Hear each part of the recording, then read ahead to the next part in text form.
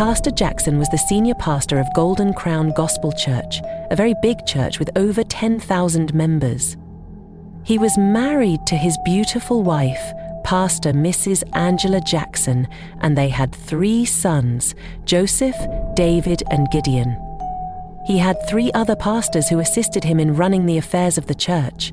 Most of the church members were very dedicated and loyal to the ministry, going out for outreaches and street evangelism. Out of these very dedicated members, there was a particular woman who was the most dedicated to the church's activities. She was simply known as Mama Ujunwa, and she was a widow. Mama Ujunwa was so committed that she didn't miss any of the services for any reason, no matter how busy she was. She was loved by the church members, popular for her gentle nature and kindness. She would move from street to street with her daughter every Wednesday, preaching the gospel and sharing the church's flyers. After this, she would return home and get her daughter ready for school, while she prepared to go to her stall at a nearby market where she sold foodstuff. She was always punctual to church programs and made herself available every Saturday to clean the church premises, even though the church had cleaners who kept the church clean. Pastor Jackson began to notice Mama Ujunwa's commitment and dedication, and he was really impressed. One Saturday morning, he stepped out of his office in the church compound and saw Mama Ujunwa cleaning the church as usual. He walked up to her. She quickly bowed her head in greeting when she saw him. "Good morning, God's servant," she greeted respectfully. "Good morning, madam. How are you doing today?" he asked calmly. "I am fine, Pastor, thank you, sir," she replied, face down. "I have been seeing you around, and I must say that you are very committed in the things of the kingdom. May God bless you abundantly." Pastor Jackson prayed as she said Amen repeatedly. "Can you tell me about yourself?" he asked her politely. Mama Ujunwa told the pastor that she was a widow whose husband had died 5 years earlier. She also explained how her in-laws had sent her and her only daughter and child, Ujunwa, out of their mansion after her husband's demise. "They accused me of promiscuity and having a hand in my husband's death because he died mysteriously in the middle of the night. He was in perfect health before we went to bed, only for him to scream from his sleep in the night," she went on. "I quickly drove him to the hospital that night, but he was pronounced dead on arrival. His family sent us packing after his burial, and I managed to rent a room apartment close to the church here, and I started a petty business at the nearby market with the little savings I had," she concluded. Pastor Jackson was moved by her story, and he decided to help her. "Thank God you didn't allow your challenges to affect your service to God," he said to her. He offered her a room and parlor self-contained in one of his houses, very close to the church. He also promised to give her some money to add to her business. Mama Ujunwa went on her knees and thanked the pastor. She couldn't believe her ears. She had always trusted that the church was the safest place for her daughter. It had been her source of strength through life's challenges, a place where she felt secure. She saw the pastor's offer as a reward for her years of stewardship. True to his words, about a week later, Mama Ujunwa was handed the keys to the apartment, and the pastor gave her 500,000 naira to add to her business. He also ordained her as a deaconess in the church. Every member of the church was happy for her, as they felt like she truly deserved it. The house was on the same street with the house where the pastor lived with his family. Mama Ujunwa and her daughter became very close to the pastor's family. They visited them often, and Mama Ujunwa sometimes compelled her 14-year-old daughter to go run some errands for the pastor's wife. The two families became so close that Mama Ujunwa would travel sometimes to buy foodstuff directly from the farmers in the villages for her business. She was beginning to buy in large quantities and made more profit because of the support from Pastor Jackson. During those periods, Ujunwa stayed in the pastor's house and went to school from there. Her mother was so certain that her daughter was in safe hands, being not just a Christian home, but one whose head was a pastor. If only she could see the end from the beginning, she never would have allowed her daughter to step her feet into the pastor's compound, talk more of living with them while she was away. She didn't know that she had pushed her only child into the worst nightmare and destruction that no one would wish for her own child. Ujunwa was Mama Ujunwa's only child. She had her after a painful fertility battle that lasted 7 years. Her late husband stood by her against all odds when his family tried to force him to marry another wife. He insisted that kids were gifts from God, and since both of them were certified okay medically, he was willing to wait till God decided to give them children. Their breakthrough came after 7 years when his wife began to feel nauseous. She was confirmed pregnant, and their joy knew no bounds. She had a smooth pregnancy journey and gave birth to beautiful Ujunwa, who became the apple of her father's eyes. He loved her dearly and did everything possible to make life comfortable for both his wife and daughter. After the birth of Ujunwa, they tried to have more kids, but they were not forthcoming. Papa Ujunwa had resigned to fate and focused on giving his daughter a good life, as he was very wealthy. He was doing just that before his unfortunate demise, which happened when Ujunwa was 10 years. Mama Ujunwa was then thrown out by her husband's family, and she ended up in a one-room apartment close to the Golden Crown Gospel Church, where she became a dedicated member. She made sure she instilled morals in her daughter, teaching her to be respectful and talk to people with courtesy. But there was one very important thing she failed to teach her. She thought Ujunwa was still too young to be taught. Mama Ujunwa didn't teach Ujunwa sex education and how she could stand up for herself if sexually harassed by anyone. The only thing she said to her was that she shouldn't allow any man to touch her. This was unfortunately too ambiguous for her to understand. She saw her male classmates touch the females and no one was hurt, so she shrugged off her mother's warning. Ujunwa was already 14 years by the time Pastor Jackson decided to help her mother after he saw her dedication and commitment in the church.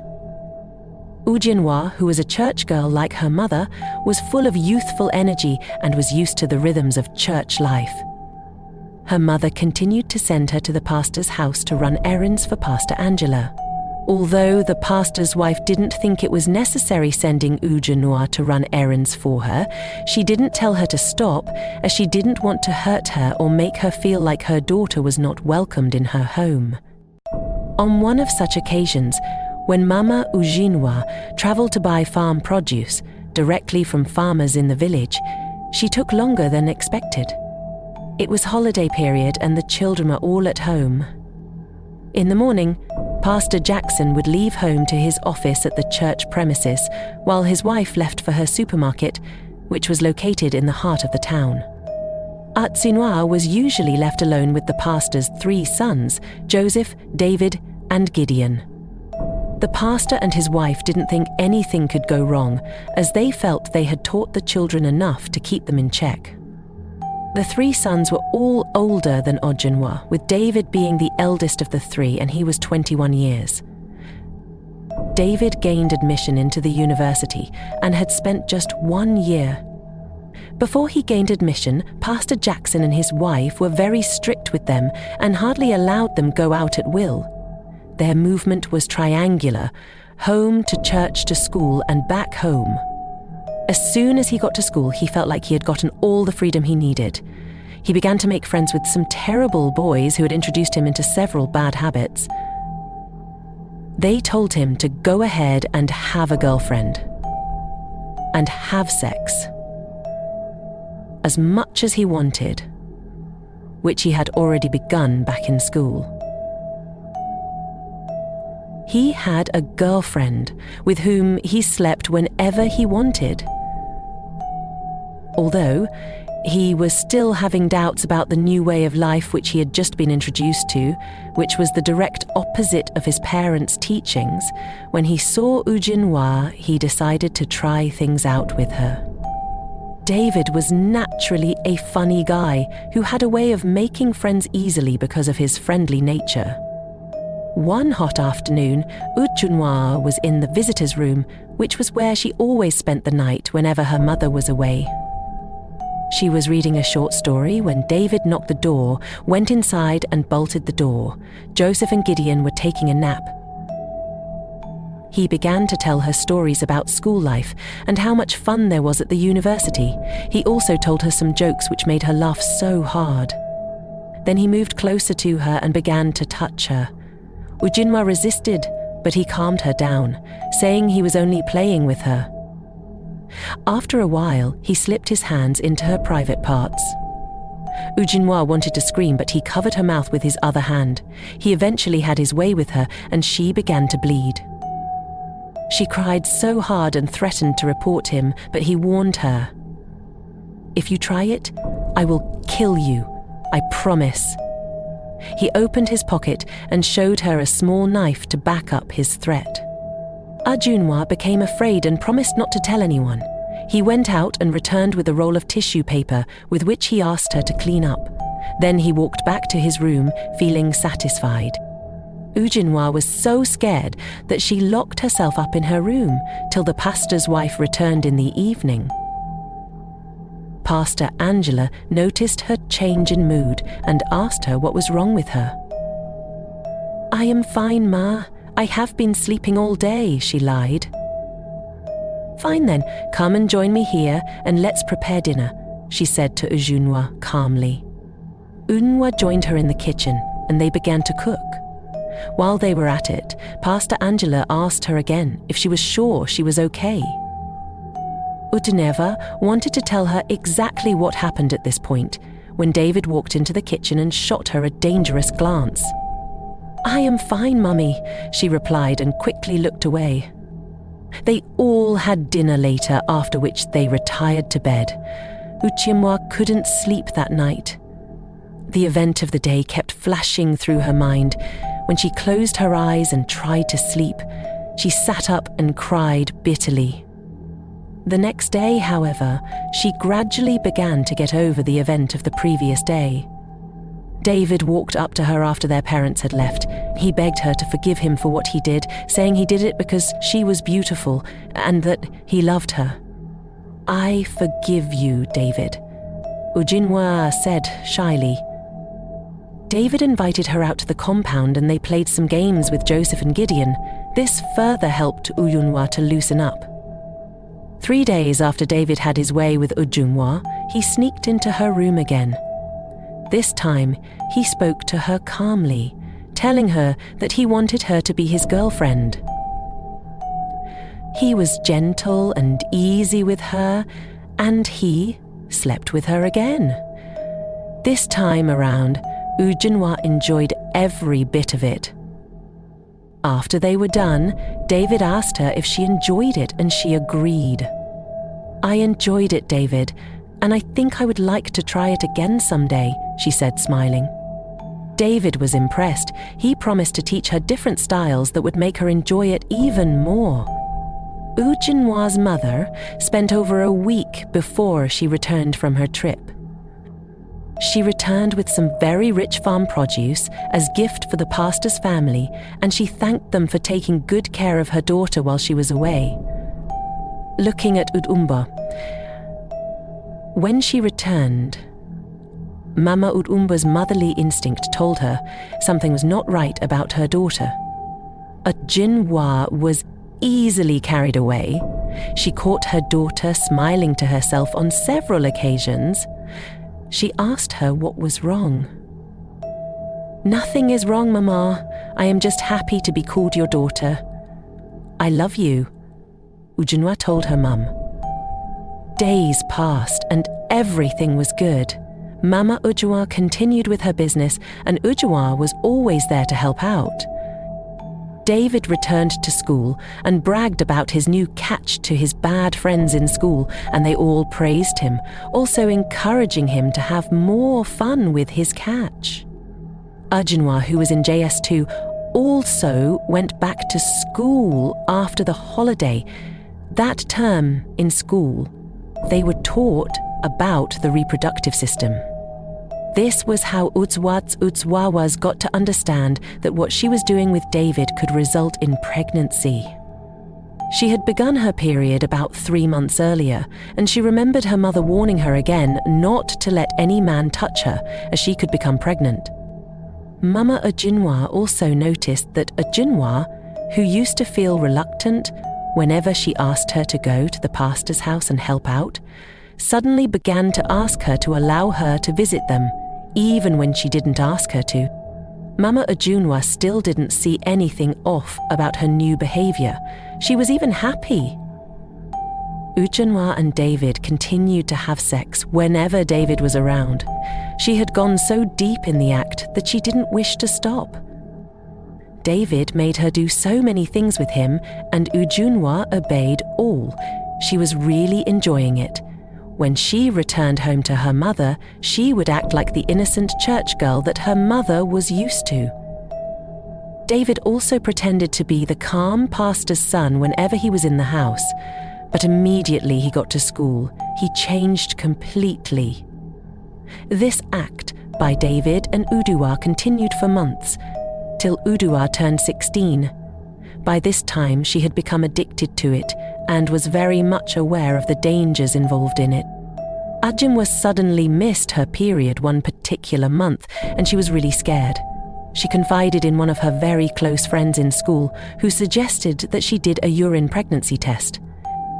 The girl went with her to the pharmacy and got a PT strip. She conducted the test, and it came out positive. Unsure of how to handle the situation, Ujunwa waited for David to return home after about 2 weeks. She went to their house, called him out to a secluded area in the compound, and broke the news to him. David was thrown off balance. "What do we do now? I am too young to be a father, and you are not ready yet, I am sure," David said. He was visibly shaking. "I will come up with something. In the meantime, please don't tell anyone about this. Do you understand?" he asked her. "Yes, I understand," Ujunwa responded. They both turned to leave and got the greatest shock of their life. Pastor Jackson was standing right behind them, and he heard everything. David and Ujunwa were shocked to their bones. They didn't hear any footsteps behind them, so they wondered how Pastor Jackson got to them without notice. The pastor had left some files at home when he was leaving home that morning. He came back home for the files, but parked his car outside and walked into the compound. He heard whispers from the backyard and decided to see who was there.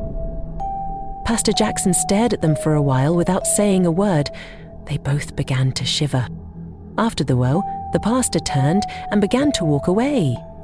"Follow me now," he thundered. They both ran after him immediately. He led them into the living room and sat down on the sofa while both of them stood in front of him. "David and Eugene," the pastor began slowly. How long has this been going on?" he managed to ask. He was still too shocked. "For about 2 years, sir," David answered with his head bowed down. "David, where did I go wrong? I brought you up in the way of the Lord, fed you daily with the word of God. What did I not do for you? Why choose to repay me like this?" the pastor asked. "I am sorry, Daddy," David said, as he began to sob gently. Turning to Ujunwa, the pastor said, "And you? Why didn't you reject him when he came to you? Some of you girls will be acting like saints, but you are worse than the prostitutes out on the street." "Have you told anyone about this?" he asked her. "No, sir, I haven't told anyone," Ujunwa quickly replied the maid. "Go home to your mother and do not say a word to her about it. I will handle it. Pastor Jackson said as he dismissed Ujunwa. Still shivering, she ran out of the house and went home. That night, immediately after dinner, Pastor Jackson told his wife about Ujunwa's pregnancy. She sat down on the floor and began to scream as tears ran down her cheeks. Dear, it has killed me, she said as she continued to wail. Put yourself together, woman. This is not the time to shout, but to act. He snapped at her, and she quickly composed herself. I don't know what you mean by act. David is 23 and Ujunwa is 16. If he was bold enough to sleep with her for over 2 years until she got pregnant, then he should be ready to take responsibility, she said to her husband. Hey, we'll be done with school next year. Then he should get a job and take care of her and the baby. Mrs. Angela drew her conclusion. You have spoken like a woman speaks. Have you paused to consider how it will affect my personality? Pastor asked her when she stopped talking.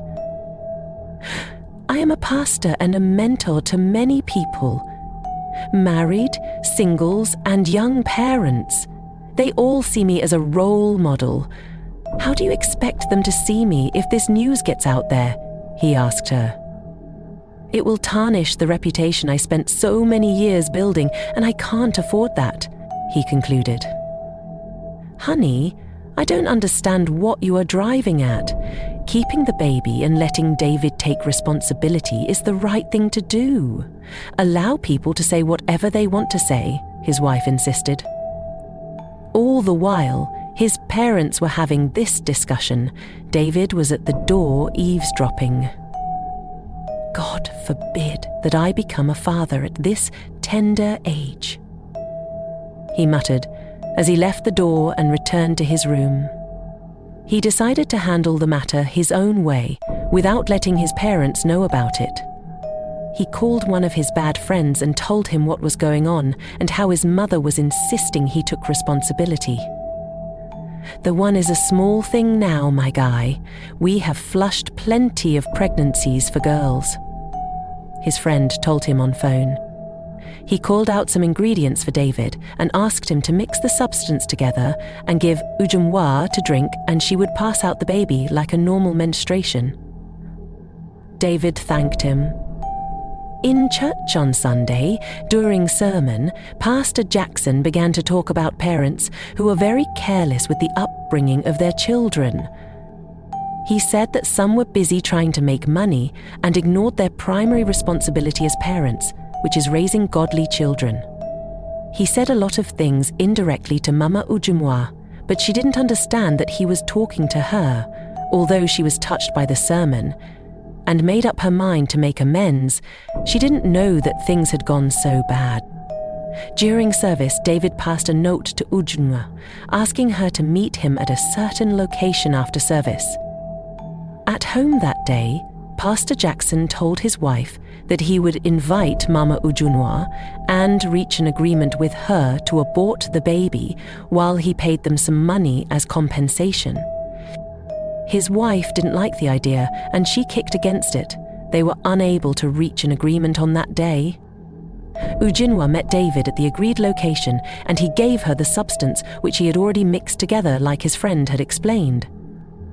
Ujunwa innocently took the substance after he told her that she would pass the baby out as normal period.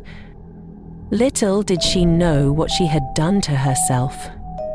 After she finished taking the substance, David asked her not to tell her mother anything about it, that she would be fine.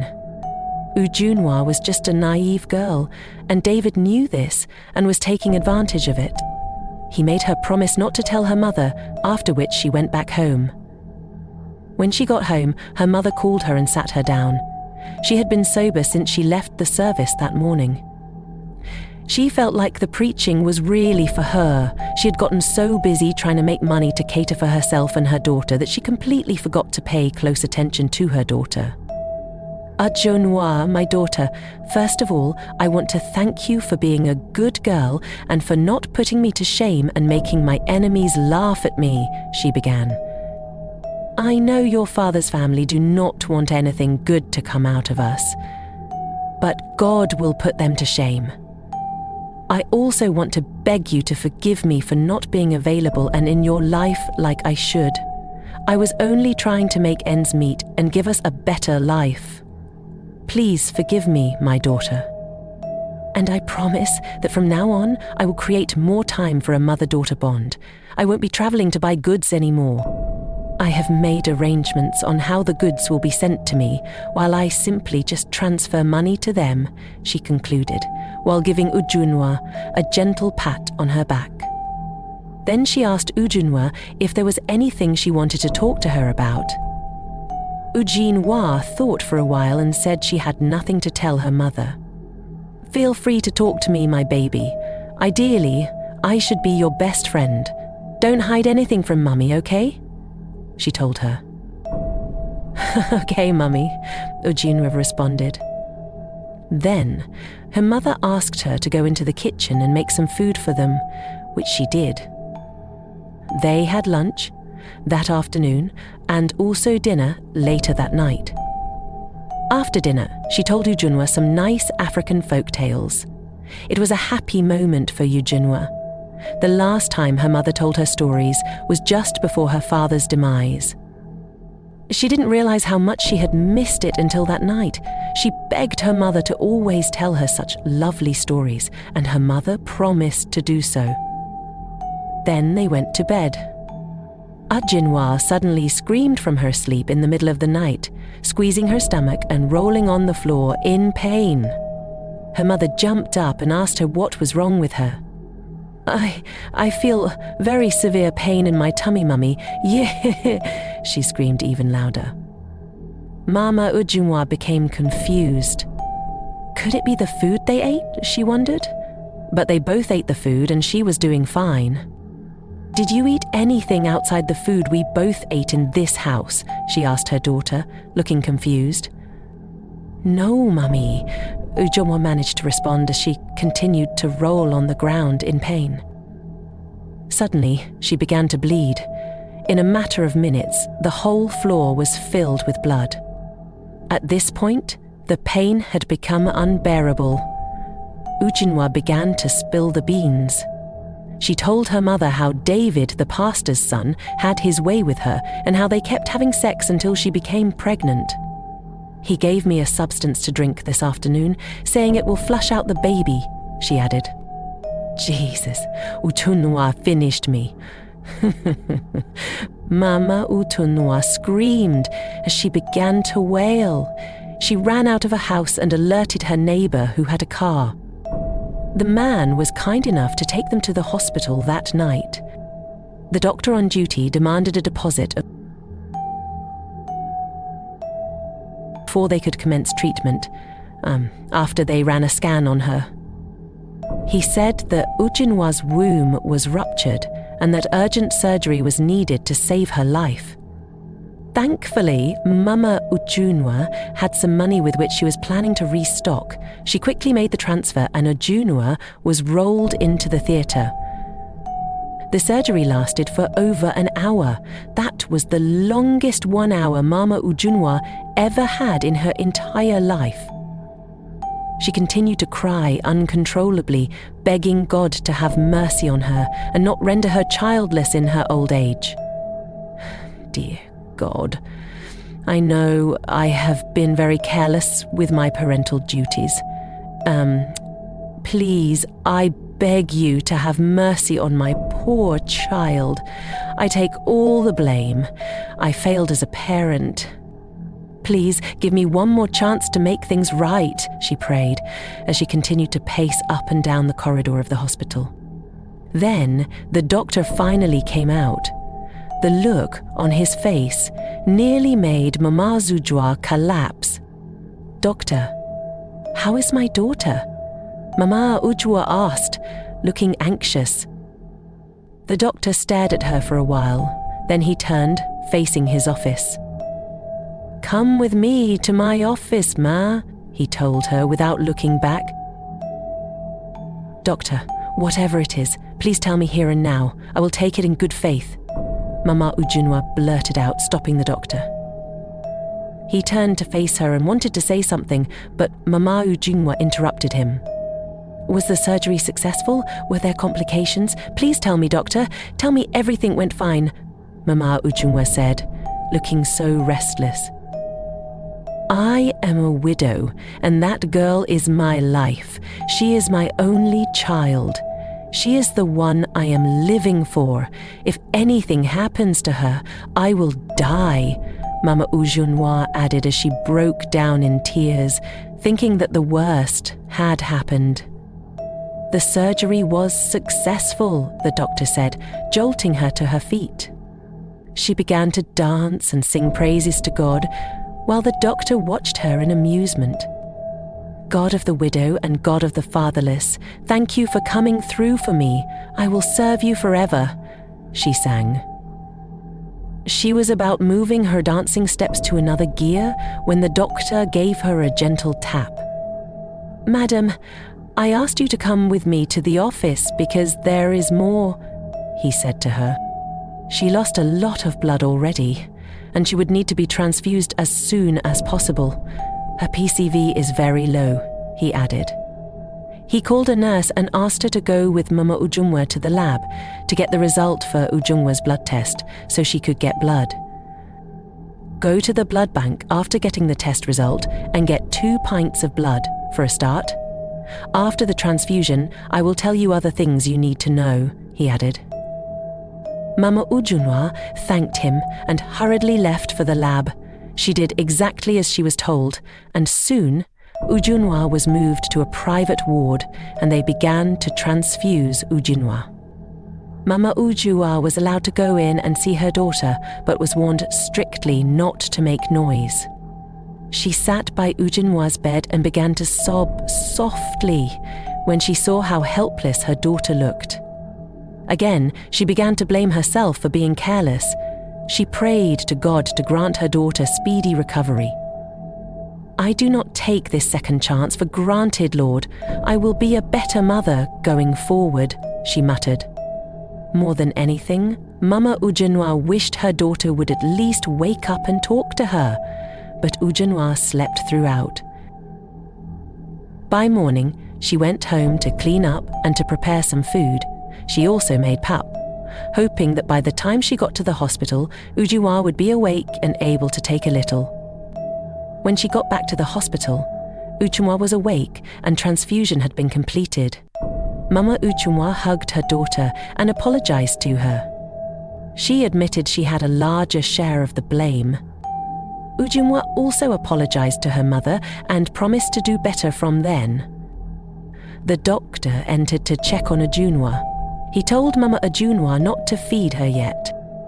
The drip will sustain her. You can start giving her light pap from tomorrow, he told her. He asked her to see him in his office as soon as she could. All the while, Mama Ujunwa didn't call Pastor Jackson and his wife or go to them. She was only interested in her daughter's recovery. She excused herself and went to see the doctor after some time. We thank God for her life. She is responding to treatment and her recovery is faster than I thought. However, there is a little challenge, the doctor began. You remember I told you her womb was ruptured. Ordinarily, we would have asked for your consent to take it out if she had given birth or had kids, he went on. But what we did was to patch it up. Oh, thank God it was able to arrest the bleeding. But I have bad news, the doctor said, shooting Mama Ujunwa a glance. What news, doctor? Mama Ujunwa sat up immediately. The chances of her womb being able to carry a child is 50/50, the doctor answered her. What do you mean by that, doctor? She may or may not be able to bear children. As a matter of fact, it would take a miracle for her to be able to carry a baby beyond the first trimester. He let out. Mama Ujunwa was shocked to her bone. She sat glued to her seat, trying to properly digest what the doctor just told her. If I get you correctly, doctor, you are trying to say that my daughter, Ujunwa Noam, might not have children in this life? she asked, looking shocked. It will take a miracle for that to happen, the doctor replied with a calm voice. Chimo, David has finished me. Pastor Jackson and his family have succeeded in destroying my daughter's life. She began to wail. Ujunwa is my only child, my only hope. Doctor, please, there should be something you can do to help me.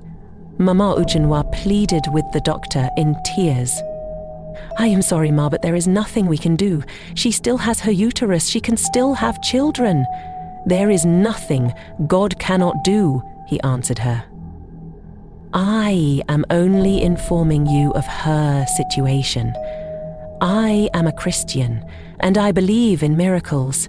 God can still do it, but medically, it looks almost impossible, he added. Mama Ujunwa put herself together, thanked the doctor and left his office. She went back into Ujunwa's ward. I want to quickly get to the house to attend to some things. I will be back soon, she announced to her daughter, and walked out of the ward immediately. She went straight to the church and went to Pastor Jackson's office. She walked past the secretary who tried to stop her from entering the office. She entered the office without knocking. Luckily for Pastor Jackson, he didn't have any guests at that time. He looked up as the door opened and saw his secretary trying to prevent Mama Ujunwa from gaining entrance. Sandra, let her be, he said to his secretary, who quietly walked out. Mama Ujunwa, you are welcome. I hope all is well. Please sit down, the pastor said, offering her a seat. I didn't come here to sit down. Are you aware that your son, David, got Ujunwa pregnant? Mama Ujunwa asked calmly, trying not to get upset. Pastor Jackson went quiet for some time before he finally answered. I only just found out on Saturday, and I was still waiting for the right moment to tell you, he replied. Oh, I see. Are you also aware that David gave Ujunwa something to drink to get rid of the pregnancy? She asked again. This time, Pastor Jackson was surprised. What? David did what? When? How? He asked. As I speak to you right now, Ujunwa is in the hospital. She had to undergo surgery because she began to bleed as a result of the substance she consumed. Pastor, my daughter might not be able to have children, according to the doctor, she informed him. Get ready, because I will get David arrested, she said, and turned to leave. Stop there, Mama Ujunwa. How dare you threaten me after all I did for you, Pastor Jackson thundered. You are the most careless mother I have ever come across. This is all your fault. You gave Ujunwa too much freedom, he went on. You cannot threaten me with arrest. We can talk things over without having to create a public mess of ourselves, he concluded, looking unapologetic. Mama Ujunwa began to clap her hands. Wonderful speech, Pastor Jackson. I expected this energy from you. So, because you did all you did for me, your family can deprive my daughter of her chances of becoming a mother and expect me to be cool with it? If I am the most careless mother, then what are you and your wife? Both of you claim to be pastors, yet you raised a rapist as a son. I will let the whole world know the kind of wonderful parents both of you are. Don't worry, Mama Ujunwa fired at him as she walked out of his office and slammed the door. Pastor Jackson was very upset. He picked up his phone, called his wife immediately, and asked her to meet him at home at once. Then he left the office and drove straight home. When his wife got home, he told her about his confrontation with Ujunwa's mother. Mrs. Angela was shocked to know that David could give Ujunwa something to take to get rid of her pregnancy. She wondered where he learned it from. David has finally given us a bad name, Pastor Jackson said as he went into David's room and called him out.